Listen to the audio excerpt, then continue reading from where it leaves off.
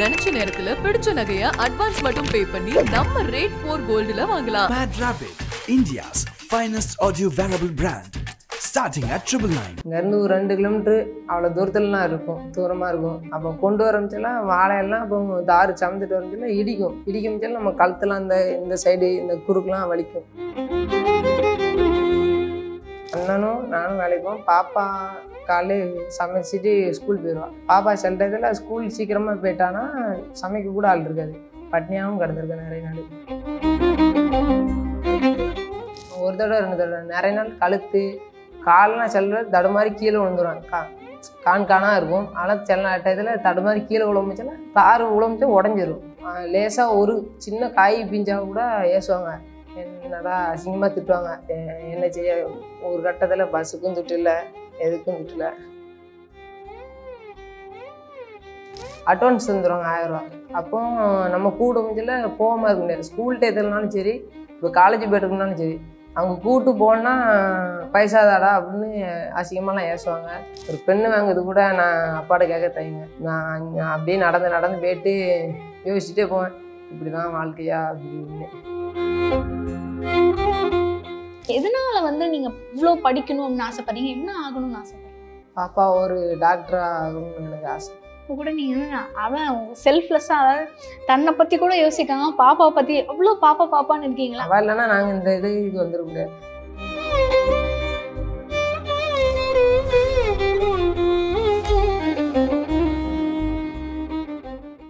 வணக்கம் சாரதி. ஸோ நேனானால உங்களை பார்த்தோம். எவ்வளோ ஒரு பெயின்ஃபுல்லான ஜேர்னி அப்படின்றது தெரிஞ்சுது. பிகாஸ் படிப்பு அப்படின்றது ஒரு அடிப்படை உரிமை இல்லையா? ஆனால் அது நம்மளுக்கு வேணும் அப்படின்னும் போதே எவ்வளோ வேலை பார்த்துருக்கீங்க, எவ்வளோ ஒரு பெயின் அனுபவிச்சிருக்கீங்க அப்படின்றத பார்த்தோம். ஸோ நேரில் சந்திக்கிறதுல ரொம்ப மகிழ்ச்சி. ஸோ உங்களை பற்றி சொல்லுங்கள். எந்த ஊர், எங்கேருந்து வரீங்க, என்ன பண்ணுறீங்க? நாங்கள் தூத்துக்குடி மாவட்டங்க, புளியங்குளம் கிராமத்துலேருந்து தான் வரேன். நான் டிப்ளமோ செகண்ட் இயர் படிக்கேன். அம்மா அப்பா என்ன பண்ணுறாங்க? அம்மா கிடையாது. அப்பா மட்டும் விவசாயம் தான் பார்க்காரு. அவரும் தங்கச்சி ஒருத்தி உண்டு, தங்கச்சியும் படிக்கிறா. அண்ணன் 3 பேருமே, ஒருத்தன் வேலை பார்க்குறான். 2 பேர் நாங்கள் டிப்ளமோ தான் 2 பேரும் படிச்சுக்கிட்டு இருக்கோம். நாங்கள் லீவ் டயத்தில் இல்லை காலேஜ் போயிட்டனாலும் காய் சமைச்சிட்டு அடுத்தாங்க போவோம். எந்த வயசுலேருந்து இந்த காய் சுமக்கிற வேலைக்கு போயிட்டுருக்கீங்க? நாங்கள் 7th காய் சமைக்கிறதுக்கு தாங்க போகிறோம். 7வதுலேருந்து? ஆமாங்க. 7வதுலேருந்து வீட்டில் ரொம்ப ஒரு கட்டத்தில் வீட்டில் பஸ்ஸுக்கு போகிறது கூட பைசா இருக்காது. அப்படியே ஸ்கூல் போகும்போதெல்லாம் ஒரு 5 கிலோமீட்டர் நடந்தே போய்ட்டு நடந்தே தான் வரும். பைசா இருக்காது கையில். ஆமாம். ஏன்னா பஸ்ஸில் போகிறத விட நடந்து போகிறது தான் ரொம்ப அதிகமாக நமக்கு. அவ்வளோத்துக்கு பைசா இருக்காது. அதனால் இந்த மாதிரி தார் சமூக வேலை அப்படிலாம் அதுக்கு தான் போவேன். வேறு என்னமும் சின்ன வேலை இருந்தால் அதுக்கும் போய்க்கிடுவேன். இந்த மாதிரி தார் சமூகத்துக்கு தான் மெயினாக போவேன். வேறு என்ன வேலையெல்லாம் நீங்கள் பார்ப்பீங்க இந்த காய் சுமக்கிறது இல்லாமல்? காய் சமூகத்து இல்லாமல் கொத்தனார் வேலைக்கு கூட போவேன். ஆமாக்கா, கொத்தனார் வேலைக்கு அப்படின்லாம் வேறு மிச்சம் ப்ரெஷருக்கு நைட்டுக்கு என்னாலும் வேலைக்கு போவாங்க. இந்த மாதிரி நிறைய நீங்கள் வேலைக்கு போயிருக்கீங்க இல்லையா? அப்போ மனசுக்கு கஷ்டமாக இருக்கிற மாதிரி நிறைய சம்பவங்கள்லாம் நடந்திருக்கும், இன்சிடென்ட்ஸ்.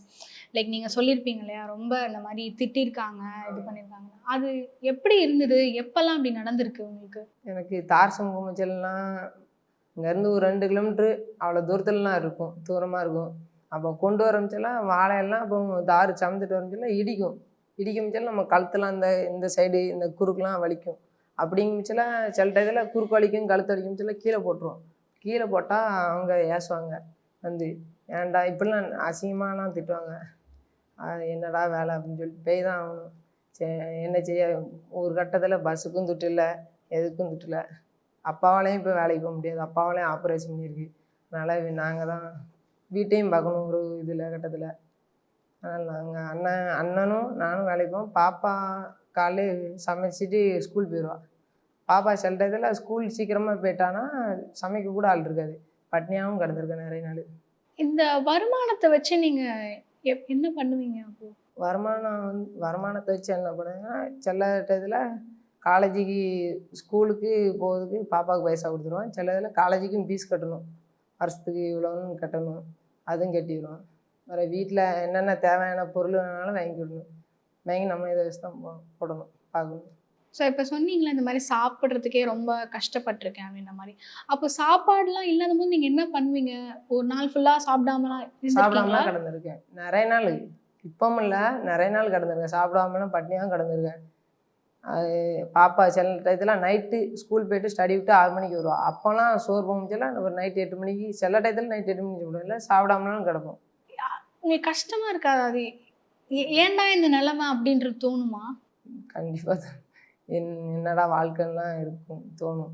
அப்போ நீங்கள் அப்படி நினைக்கும் போது எதனால நீங்கள் வந்து இன்னமும் இல்லை நான் வந்து கண்டிப்பாக சாதிக்கணும் ஏதாவது லைஃப்பில் அப்படின்னு எந்த இப்போ ஒன்று தோணும்ல, இதுக்காகவாவது நம்ம வந்து கண்டிப்பாக உழைக்கணும், நம்ம வந்து வாழணும் அப்படின்னு தோணும்ல, அந்த மாதிரி என்ன விஷயத்துக்காக நீங்கள் நினச்சிப்பீங்க அந்த மாதிரி நேரங்கள்ல? பாப்பாவை நல்லா படிக்க வைக்கணும், ஒரு இடத்துக்கு நல்லா படிக்க வச்சு அண்ணனையும் நல்லா படிக்க வைக்கணும். அதான் எனக்கு ஒரு ஆசை. அப்பாவும் ஒரு நல்ல இடத்துல இருக்க வைக்கணும்.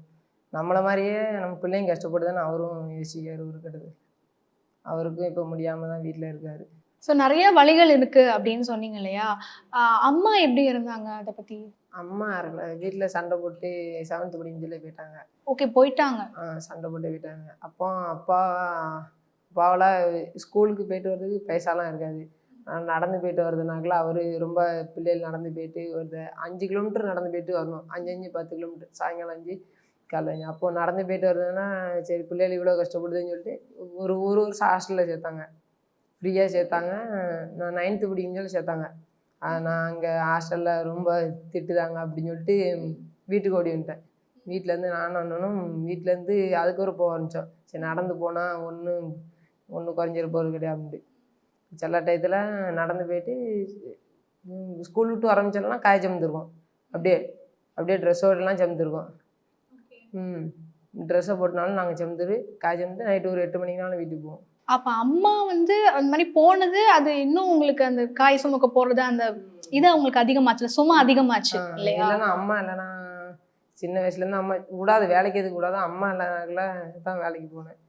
அப்பாவாலையும் அவர் கஷ்டப்பட்டு அவரும் ஆளை வெட்டி தான் உழைக்கிறாரு. அவரால் குடும்பத்தை காப்பாற்ற முடியல, வீட்டு செலவுக்கே போயிடுது.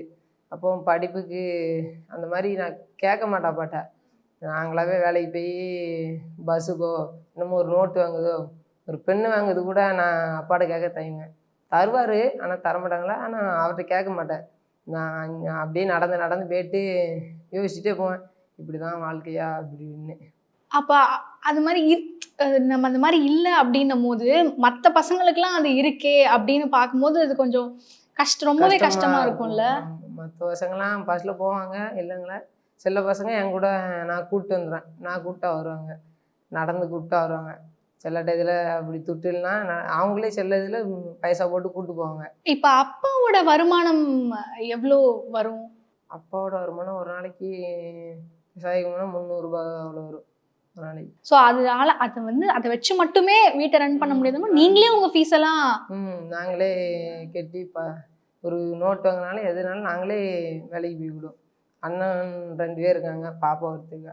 அவன் பாப்பா சோறு பொங்கினா தான் உண்டு. காலையில் அவளும் சோறு பொங்கினா நாங்கள் ரொம்ப நாள் நிறைய நாள்லாம் பட்னியாக கிடந்திருக்கோம். பாப்பா என்ன பண்ணுவாங்க? பாப்பா காலையிலே ஸ்கூல் போகிற டயத்தில் சாப்பாடுலாம் பொங்கி வச்சுட்டு போயிடுவா. அவங்களுக்கு என்ன வயசாகுது? அவங்களுக்கு பாப்பாவுக்கு இப்போ 15 வயசு ஆகுது. ஆமாம், அவள் 6 வயசு 10 வயசுலேருந்தே சோறு பொங்குவா. சின்ன பிள்ளையா 5 படிக்கமிச்சிலேருந்து சோறு இங்கே ட்ரெஸ் எல்லாம் ஜோ போடுவா. அவங்களும் உங்க கூட வருவாங்களா காய் சுமக்க? நாங்கள் கூட மாட்டோம். அவளையும் கஷ்டப்படுத்தக்கூடாதுன்னு சொல்லிட்டு. நீங்கள் சொல்லும் போதே தெரியுது ரொம்ப கேர் பண்ணி பார்த்துக்கிறீங்கல்ல 3 பேரும் பாப்பாவை. அவள் நல்ல ஒரு இடத்துக்கு நல்லா படிக்க வைக்கணும்னு ஒரு ஆசை. புரியுது. நம்மளுக்கு இல்லாதது அட்லீஸ்ட் நம்ம தங்கச்சிக்காவது இருக்கணும் அப்படின்னு. நம்ம கஷ்டப்படுற மாதிரி தங்கச்சியும் படக்கூடாது. தங்கச்சியாக இருந்துச்சுமே அண்ணனாக இருந்துச்சு நம்ம படுற மாதிரி படம். ஆனால் அண்ணனும் காய் சுமக்க தான் வருவான். அவனும் லீவ் போட்டுதான் நிறைய நாள் வந்திருக்கான். இப்போ நீங்கள் அப்படி சுமந்துட்டு போவீங்கல்ல அந்த காய் அப்போ என்னெல்லாம் யோசிப்பீங்க? என்னெல்லாம் உங்கள் எண்ணமாக இருக்கும்? என்னடா வாழ்க்கை வாழுதுன்னே தெரில அப்படின்னு. அப்போ தார் சுமந்துட்டு ஆரம்பிச்சோம்னா நிறைய நாள் கீழெலாம் போட்டிருக்கேன். ஒரு தடவை 2 தடவை நிறைய நாள் கழுத்து கால்லாம் செல்ல தடுமாறி கீழே விழுந்துடும். காணா இருக்கும். ஆனால் சில டயத்தில் தடுமாறி கீழே விழுந்துச்சுன்னா தார் விழுந்துச்சா உடஞ்சிரும். லேசாக ஒரு சின்ன காய் பிஞ்சா கூட ஏசுவாங்க, என்னடா அசிங்கமாக திட்டுவாங்க. சரி திட்டு வாங்கி தான் ஆகணும். ஏன்னா ஃபஸ்ட்டே வீட்டில் நம்ம என்னது ஒரு பொருள் வாங்கினாலும் அவங்ககிட்ட ஃபஸ்ட்டே அட்வான்ஸ் தந்துடுவாங்க 1000 ரூபா. அப்போ நம்ம கூட முடிஞ்சல போகாமல் இருக்க முடியாது. ஸ்கூல் டயத்துலனாலும் சரி, இப்போ காலேஜ் போய்ட்டுருக்கனாலும் சரி, அவங்க கூப்பிட்டு போனால் பைசா தாடா அப்படின்னு அசிங்கமாலாம் ஏசுவாங்க, நிறையலாம் ஏசுவாங்க. அப்படின்னா பேய் தான் ஆகணும். அப்போ காலேஜ் லீவ் போட்டு போன நாளும் உண்டு. உண்டு. நான் ஸ்கூல் படிக்கும் போதெல்லாம் சமைக்க போவேன். சமைத்துட்டு ஸ்கூலில் வந்து கூட தூங்குவேன். டீச்சர் சொல்லுவாங்க, என்னடா கஷ்டம்லாம் இப்படிலாம் சமைத்துட்டு போகிறேன். டீச்சர் நான் தூங்குவேன் அப்படின்னு டீச்சருக்கு வருத்தம். நல்ல படிக்கவே இப்படி தூங்குதானே படுத்து டீச்சருக்கும் ஒரு வருத்தமாக தான் இருக்கும். அப்போ அப்படி இருக்கும் பட்சத்தில் டீச்சர் நல்லா படிக்கவே இப்படி தூங்குனான்னா எழுப்பி விடுவாங்க. சின்ன சின்ன கொஸ்டினாக தான் எனக்கு குறித்து தருவாங்க. நீ இப்படி படிடா, நீ பாஸ் ஆகிடுவ, நீ நல்லா படிப்ப அப்படின்னு சொல்லுவாங்க. இப்போ காலேஜும் போகிறீங்க, காய்டுக்கும் போகிறீங்கன்னா, இப்போ அடுத்த நாள் எக்ஸாம் வருது அப்படின்னா அதுக்கு எப்படி உங்களுக்கு பரீட்சை வருதுன்னா எப்படி படிப்பீங்க? 12th எக்ஸாமும் கூட பப்ளிக் எக்ஸாம் கூட காய் சுமந்துட்டு தான் எக்ஸாமே எழுத போனேன். 12th படிக்க முடிச்சல. 12th இல்லை 10th கொரோனா, 11th 12th படிக்க முடிச்சல. அப்படிதான் நான் பகல்லே காய்ச்சல் போயிடுவேன்.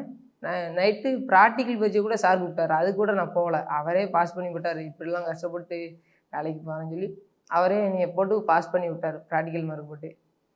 12th எக்ஸாம் ஒட்டிலாம் காய்ச்சலுக்கு போயிருக்கேன். அப்படியும் டீச்சர் சின்ன சின்ன கொஸ்டினாக குறித்து தரதை நான் லேசாக மனப்பாடம் பண்ணி வச்சுக்கூடாது.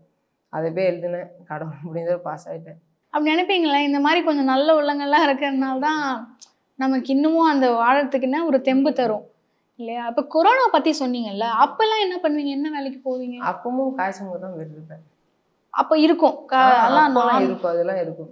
ஆனால் இப்போ அதனால வந்து உங்களுக்கு கொஞ்சம் வருமானம் குறைஞ்சிருக்கும்ல. இப்போ சப்போஸ் ஸ்டார் போட நீங்கள் போவீங்க, இல்லைன்னா செங்கல் தூக்க போவேன்னு சொன்னீங்களா, அதெல்லாம் அந்த வருமானம்லாம் உங்களுக்கு குறைஞ்சிருக்கும்ல? ஆமாம், அதெல்லாம் குறைஞ்சிருக்கும். ஒரு நாளைக்கு தாரசம் போனால் குறைஞ்சது அண்ணன் நான் போனால் ஒரு 300 400 அவ்வளோ கிடைக்கும். அதை வச்சு பாப்பாவுக்கும் பைசா காலைல ஸ்கூலுக்கு கொடுத்துக்கிடும். என்ன நோட்டு ஒரு கைடு வாங்கினா இருந்தாலும் பாப்பாக்கிட்ட கொடுத்துக்கிடும். கேப்பா ஒரு ட்ரெஸ் எடுக்கிறாலும் கூட நாங்கள் வேலைக்கு போய் தான் இருப்போம். பண்டிகைலாம் வரும்போது ரொம்பவும் ரொம்ப கஷ்டம். பண்டிகைலாம் ஆரம்பிச்சால என்ன பண்ணுறது, சில டயத்தில் பண்டிகை ஆரம்பிச்சால எல்லார் வீட்லேயும் மேக்ஸிமம் கறி அதெல்லாம் எடுப்பாங்க. நான் சில டயத்தில் நம்ம வீட்டில் இருந்தால் தான் நான் இந்த மாதிரி கேட்க மாட்டேன். அப்பாட்ட அவராக 8 வருவார் சில டயத்தில். அப்பா கறி எடுத்தா அது எடுத்தான்னு நான் கேட்கலாம் மாட்டேன். நீங்கள் தான் அது கேட்குறதே இல்லை. எந்த வயசுலேருந்து அதை கேட்குறத விட்டீங்க? நான் இந்த மாதிரி எங்கள் அப்பாட்ட கேட்கவே இல்லை, நிறுத்திட்டேன். நான் 7th படிக்கிறதுலேருந்தே அப்பாவும் கஷ்டப்படுதாருன்னு சொல்லிட்டு நான் ரொம்ப ஃபீல் பண்ணுவேன். புரிஞ்சு நடந்துக்கிறதுன்றது நிறைய பேருக்கு அது வராது. அதனால் அவரும் சில டயத்தில் பாப்பா சோறு பொங்காமல் போயிடுவா. ஸ்கூலில் லேட்டாகிடுனா நானே போக சொல்லிடுவேன். அப்போ அவரும் பட்னியாக தான் கிடப்பார். எனக்கு ரொம்ப இவர் பட்னியாக கிடக்காரு அப்படின்னு சொல்லிட்டு ரொம்ப சங்கடமாக இருக்கும், வருத்தமாக இருக்கும். அப்போ நைட்டுக்கான வந்துட்டான் அப்பா அம்மா விவசாயம் வேலைக்கு போய்ட்டு வந்து 11 மணிக்கு வந்துடுவார். வீட்டில் ஆடு மாடுலாம் கிடக்கு. அப்போ வந்துட்டு பட்னியாக தான் சில இடத்துல பட்னியாக அவுத்துட்டு போயிடுவார் ஆடு மாடுலாம். அப்போ இப்படி போமிச்சலாம் எனக்கு ரொம்ப இப்படி போகிறார சாப்பிடாம இவ்வளோமே. நான் கூட சாப்பிடாமலும் சரி கிடந்துக்கிடுவேன் வீட்டில். சில டயத்தில் காலேஜ் போயினாலும் சாப்பிடாம கிடந்துக்குவேன். தண்ணி அதெல்லாம் குடிச்சிட்டு கிடந்துக்குவேன். இப்படி போகிறார போய்ட்டு நான் 5 மணிக்கே வேலைக்கு போயிடுவார். அப்படியே வாழை வெட்ட முடிச்சலாம் அப்படியே குடிஞ்சு தான் வெட்ட முடியும். அப்படிங்க வச்சலாம் வயிறுலாம் வலிக்கும் அவருக்கு. அப்படிலாம் சொல்லுவார். இப்படிலாம் வலிக்கு குறுக்கு கழுத்துலாம் வலிக்கு நிறைய நாள் கிடந்துருக்காரு. நானும் 5 ஆப்புலேருந்து 2 ஆப்புலேருந்து ஆடு மாடுலாம் வாங்கி போயிருக்கேன். ஆடு மாடு இப்போ 10th முடிக்க தான் போயிருக்கேன். இது 12thலேருந்து அப்பா நீங்களாம் போக வேண்டாண்டா நானே பார்த்துக்கிட்டேன். இப்போ அப்பாவுக்கும் ரீசெண்டாக போன வருஷம் ஆப்ரேஷன் பண்ணிட்டாங்க. என்ன ஆப்ரேஷன் பண்ணியிருந்தாங்க? அதான் குனிஞ்சி வாழை வெட்ட போகிறாங்களா, அப்போ குனிஞ்சி வெட்ட முடிஞ்சால் குடலில் இருக்கும். அவனால ஆப்ரேஷன் பண்ணிட்டாங்க. அதனால் அப்பா சரி ஆடு மாடே மேய்க்கக்கூடாதுன்னு சொல்லி விட்டாங்க ஹாஸ்பிட்டலில். அப்பாவுக்கு ஒன்றும் தெரியாது, அவர் படிக்கலை. ஏன்னா என்கிட்ட சொல்லி விட்டார், இந்த மாதிரி வேலைக்கெல்லாம் போக சொல்லாத அப்படின்னு. நானும் அவர் போகிறந்தான் பாரு, நான் போகாதப்பா அப்படிம்பாரு. சரி நாங்கள் படிச்சுக்கிட்டே நாங்கள் வேலையை பார்த்துக்கிட்டு உனக்கு தேவையான பைசா நான் தரம்பா அப்படின்னு சொல்லிவிடுவோம். இப்படி ஒரு அப்பாவுக்கு வந்து நீங்கள் என்ன செய்யணும்னு ஆசைப்பட்றீங்க? நம்ம ஒரு வேலைக்கு போய் நல்ல இடத்துல வைக்கணும் அப்பாவை. இன்னையும் ஆடு மாடு மேய்க்க கூட நான் போக சொல்ல மாட்டேன். இருந்தாலும் சரி விற்க சொல்லிடுவேன். விற்றா என்னடா நம்மளுக்கு ஒரு கஷ்டத்தில் ஒரு கஷ்டப்பட முடியல, யாருக்கோ ஒரு அடிக்கடி பட்டா அப்படின்னா ஒரு யார்கிட்டடா போய் கை நீட்டி நிற்க, இந்த ஆடு மாடை வச்சு விற்றா கூட பார்த்துக்கலாம், அப்பாவுக்கு ஆப்ரேஷன் பண்ண முச்சல கூட 2 ஆட்டை விற்று தான் அப்பாவுக்கு பார்த்தோம். மிச்சப்படி யார்ட்டையும் கேட்கல, கூட செய்யல. அது ரொம்ப ஒரு ஆனால் எமோஷ்னலாக இருந்திருக்கும்ல உங்களுக்கு, எவ்வளோ கஷ்டமாக இருந்திருக்கும் அந்த ஆடு. ஏன்னா பிள்ளைங்க மாதிரி வச்சு பார்த்துப்பாங்க. அது விற்கும்போது ரொம்ப கஷ்டப்பட்டீங்களா? பாப்பாலாம் அழுதாங்களா? என்ன நடந்துச்சு அப்போ விற்கிறப்போ? விற்கிறப்போ சரி என்னதான் இருந்தாலும் கஷ்டமாக தான் இருக்கும். இருந்தாலும் அப்பாவையும் பார்க்கணும், அவரையும் நம்ம வளர்த்து விட்ட பிறகு சரி எப்படியும் போகணும் விட முடியாது. சின்ன வயசுலேருந்து அவரை சரி நல்ல ஒரு வேலைக்கு போய் நல்ல அப்பா ஒரு இடத்துல வைக்கணும், அதுதான் ஒரு. இவ்வளோ வறுமையிலையும் வந்து நீங்களும் படித்து உங்கள் தங்கச்சி பாப்பாவையும் படிக்க வைக்கிறீங்க அப்படின்னா அது ஒரு பெரிய விஷயம் தான் இல்லையா? ஏன்னா நிறைய பேர் வீட்டில் வந்து அப்படியே ஸ்கூல் ட்ராப் அவுட் ஆகிடுவாங்க. பட் ஏன் எதனால வந்து நீங்கள் இவ்வளோ படிக்கணும் அப்படின்னு ஆசைப்படுறீங்க? என்ன ஆகணும்னு ஆசைப்படுறீங்க? பாப்பா ஒரு டாக்டர் ஆகணும்னு எனக்கு ஆசை.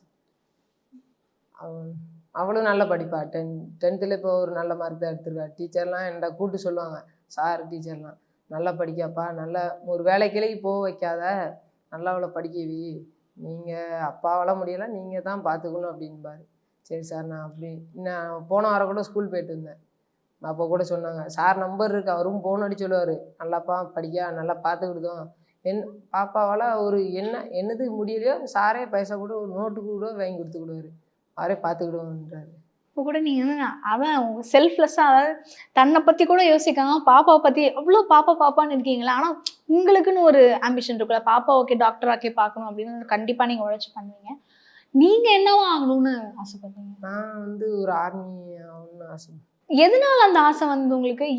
ஏன்னா இவ்வளோ கஷ்டப்படுறீங்க ஆனாலுமே வந்து நாட்டுக்காக வந்து போகணும் அப்படின்றது இவ்வளோ இது பண்ணவங்க வந்து எப்படி நினைப்பாங்கன்னா, நம்ம கொஞ்ச நாளா இன்னும் பெரிய நிலைமைக்கு வந்து நிறைய பணம் காசு சம்பாதிக்கணும் அப்படின்னு தானே நினைப்பாங்க. ஏன்னா பணத்துக்கு வறுமை அப்படின்னும் போது ஆட்டோமேட்டிக்காக அதுக்கு ஆப்போசிட் பணத்தை சம்பாதிக்கணுன்றதான் தோணும். பட் ஏன் நாட்டுக்காக நான் உழைப்பேன் அப்படின்னு நினைக்கிறீங்க நீங்க?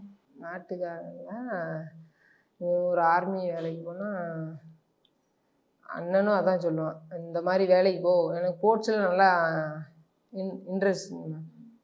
இந்த மாதிரி வீட்டு சூழ்நிலைலாம் ஒரு காலேஜ் சேர்ந்தால் கூட ஃபீஸ் கட்ட கூட முடியாது.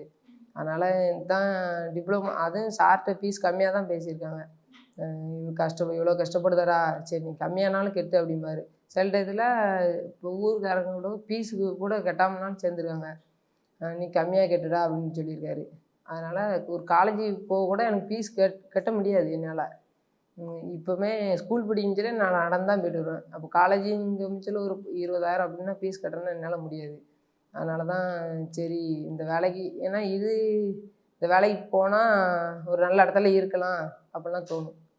இப்போ வாழ்க்கையில் எப்பவுமே சின்ன சின்ன விஷயங்கள் வந்து நம்ம ரொம்ப பார்த்து செய்வோம் நிறைய தருணங்களில்.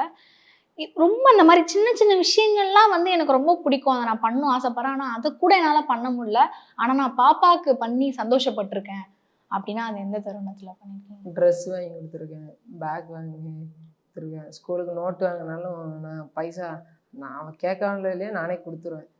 சரி நம்மளால் நம்ம தங்கச்சியும் கஷ்டப்படக்கூடாது, அவன் மனசுக்குள்ளே என்னது இருக்குதுன்னு சொல்ல மாட்டா. இருந்தாலும் ஒரு என்னது வேணாலும் இந்த ஒரு கோயில் கொடைக்காக இருந்தாலும் எல்லோரும் ட்ரெஸ் போட்டு நிற்பாங்க, நான் கூட எடுக்க மாட்டேன். ட்ரெஸ்ஸு நம்ம போட்டு சட்டைனாலும் போட்டுக்கூடேன் அப்படின்லாம் எல்லாத்துக்கும் போக மாட்டேன். பாப்பாவுக்கு போன்னு சொல்லி பாப்பாவுக்கு புது ட்ரெஸ்லாம் எடுத்து கொடுப்போம். ஆனால் இந்த 3 பேர் வேலைக்கு போய் தான் இந்த மாதிரி ட்ரெஸ்ஸு இல்லை அப்பாவுக்கு என்ன ஒரு அப்பாவும் அப்படி தான், என்ன கேட்டாலும் வேண்டாம் பாரு. ஒரு சட்டை எடுத்து கொடுத்தாலும் வேண்டாம்ப்பா நீங்கள் எடுத்துக்காங்க, நீங்கள் எடுத்து போங்க, நீங்கள் எடுத்து போனாலும் எனக்கு சந்தோஷம் தான் அப்படிம்பாரு. அதனால நாங்கள் வேண்டாம்ப்பா நீ எடுத்து போப்பா அப்படிம்பாங்க. 4 பேர் நிற்க முச்சல அப்பாவை நம்ம ஒரு நல்ல சட்டை போட்டு போய் எனக்கு ஒரு ஆசை. குடும்பத்தை சந்தோஷப்படுத்தி பார்க்கறதுலாம் உங்க சந்தோஷம் அப்படின்றீங்க இல்லையா? நிறைய பேர் சொல்ல மாட்டாங்க. இவ்வளோ இந்த வறுமையின் கீழே இருக்கிறப்பவும் நீ இப்படி சொல்றீங்க அப்படின்றது உண்மையாலுமே உங்க ஃபேமிலி நீங்க கிடைக்கிறதுக்கு ரொம்ப கொடுத்து வச்சிருக்கணும்னு நினைக்கிறேன். ஆனா பாப்பா வந்து அவங்க எப்படி புரிஞ்சு நடந்துப்பாங்களா, இல்லை என்னைக்காவது இது வேணும் அது வேணும் அப்படின்னு சொல்லி சின்ன வயசு தானே அவங்க அடம் பிடிச்சிருக்காங்களா அவங்க கிட்ட? அடம்லாம் பிடிக்க மாட்டாங்க.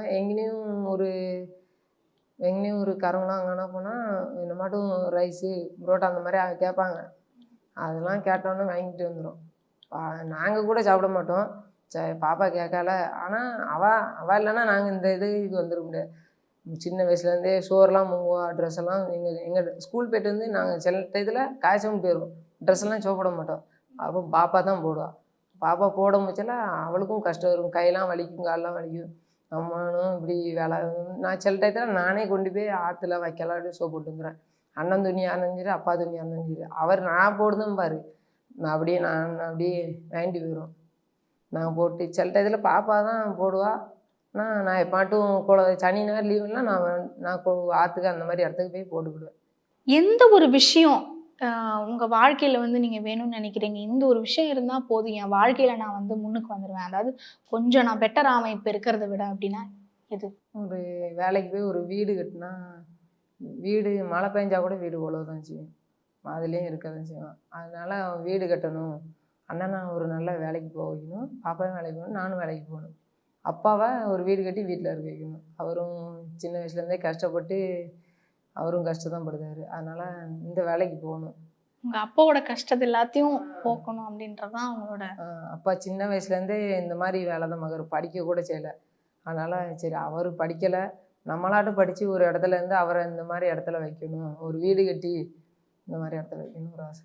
இவ்வளோ நேரம் நம்ம பேசிகிட்டு இருந்தோம், இதுலேருந்து எனக்கு என்ன தெரியுது அப்படின்னு பார்த்தீங்கன்னா, ரொம்பவே வந்து தனக்கு ஒன்று வேணும் அப்படின்னு நீங்கள் கேட்கல, எல்லாமே பாப்பாவுக்கு, அண்ணனுக்கு, அப்பாவுக்கு, இதுதான் உங்களோட ஒரு ஸ்டேவாக இருக்குது கேட்குறது.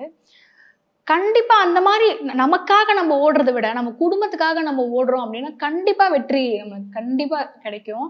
நீங்கள் சொன்ன மாதிரி கண்டிப்பாக நீங்கள் வீடு கட்டுவீங்க, அவங்க ஃபேமிலியோட சந்தோஷமாக இருப்பீங்க, அப்பாவை பார்த்துப்பீங்க, பாப்பாவுக்கு வந்து அவங்க கேட்குறதுக்கு முன்னாடியே நிறைய வாங்கி தரணும் அப்படின்லாம் ரொம்ப வாழ்த்துறேன். ஆர்மிக்கும் நீங்கள் கண்டிப்பாக போய் நான் மேலும் மேலும் சாதிக்கணும் அப்படின்னு சொல்லி நான் வாழ்த்துறேன். தேங்க்யூ. நினைச்ச நேரத்துல பிடிச்ச நகைய அட்வான்ஸ் மட்டும் பே பண்ணி நம்ம ரேட் 4 கோல்டுல வாங்கலாம். Mad Rabbit, India's finest audio wearable brand, starting at 999.